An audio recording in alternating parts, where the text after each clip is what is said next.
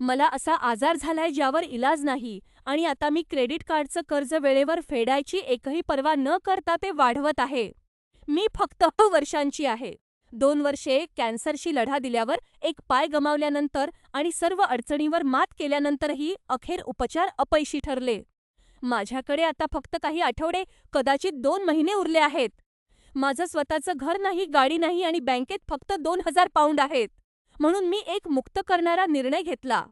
मी 1,000 मर्यादेचं आणि 0% व्याजाचं credit card काढलं आणि आता मला जे काही हवं आहे ते मी विकत घेते. हे कर्ज माझ्या सोबतच संपेल. मी एका आलिशान क्रॅपेट डिनरवर 300 पाउंड खर्च केले, कारण कॅन्सर माझ्या जबड्यापर्यंत पोहोचलाय आणि मला शेवटच्या वेळी त्या विलासी चवीचा अनुभव घ्यायचा होता.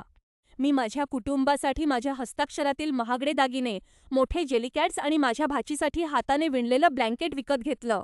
मी स्थानिक फूड बँकेला 1,000 पाउंड दानही केले. लोकांनी मला देवाचा शोध घ्यायला सांगितला, पण मरणासन्न व्यक्तीच्या घशात जबरदस्तीने धर्म कोंबणं मला पटत नव्हतं. मला फक्त गोंधळ आणि माणुसकी हवी होती. माझे शेवटचे दिवस मी सफरचंद आणि चीज खात, माझ्या कुटुंबाच्या आणि कुत्र्यांच्या सानिध्यात घालवले.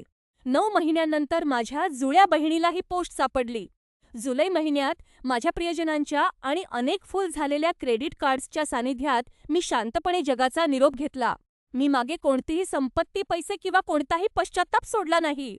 माझ्या शेवटच्या क्षणात मी 100 आयुष्य जगले.